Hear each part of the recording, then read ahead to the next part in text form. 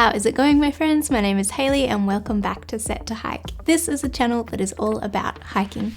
And in today's video, we're going to be talking about one of the most important topics when it comes to hiking, and that is how to prevent blisters. Because when you think about every element that goes into hiking, the gear, the food, the tracks, the weather, none of that can come together if your feet don't work. The pain from a blister can make your hike less enjoyable, it can slow down your pace, or even stop your hike altogether. So firstly, before we talk about blister prevention, I think it's important to get a quick little understanding about how blisters are formed. So a blister is a pocket of fluid that forms between the epidermis and the dermis, which are the top layers of your skin. One of the main reasons we get blisters is from friction, which can be seen as repetitive movements, such as hiking. So hiking causes the testing of the natural bond between these layers, which can ultimately separate. Your body reacts by filling the void with protective and healing fluid, aka a blister.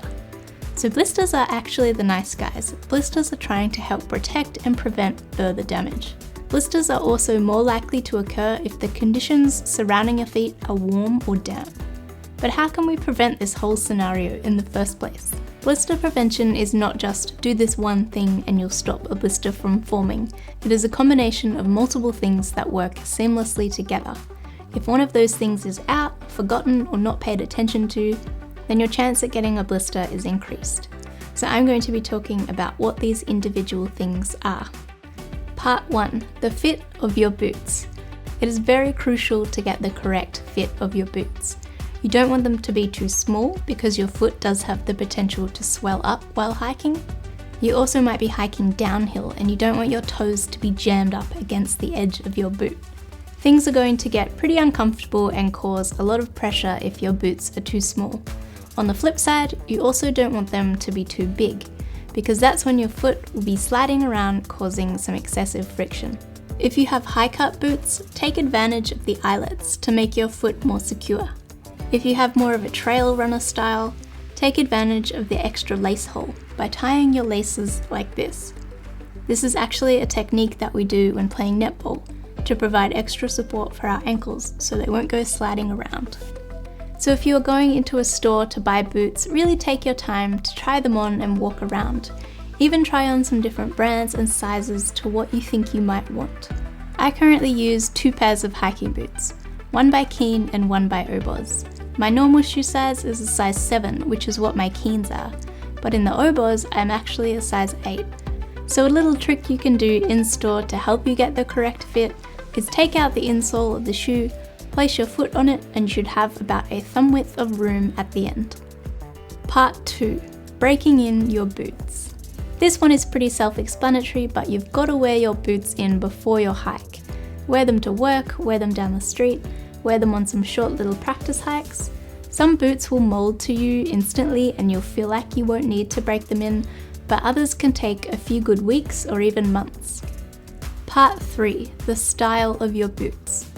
So when I say style, I am particularly talking about the materials and the design of the boots. So for example, my 2 boots, both of these are waterproof, yet you can see one has more of a mesh kind of approach, whereas the other one has more of a suede covered in kind of approach. This is just from personal experience, but I find that when I'm hiking, my foot tends to heat up and not breathe as well when I'm hiking in these kind of boots. Not to the point that it negatively affects me, but if you are someone who is really prone to blisters, maybe choosing a boot in the more mesh kind of style might help you out a bit. Just something to keep in the back of your mind that some boots might be a bit more breathable than others. Part 4. Socks. So in regards to socks, don't just rummage through your sock drawer and pick whatever socks you find. They make hiking socks for a reason. They purposely choose materials that are going to be moisture wicking, quick drying, breathable, provide cushioning in the right places, and the correct fit. The socks that I'm currently using are from Mountain Designs, so they are about 78% merino wool, 17% polyamide, and 5% elastane. Part 5. Sockliners. Now here is where things get a little interesting. Underneath your socks lies a secret. Sockliners. If you don't know what sockliners are, they are basically a thinner sock that goes underneath your real sock. So there are all kinds of brands. The brand that I use is Armorskin anti-blister socks. Armorskin are actually quite unique and quite different to other Sockliners. Their approach is for the sock to be more like your second skin, protecting that movement of your real skin. They are also really good at moving sweat away to the outside as well. But in general, I don't go hiking without Sockliners. I think they're such an important part to your hiking setup.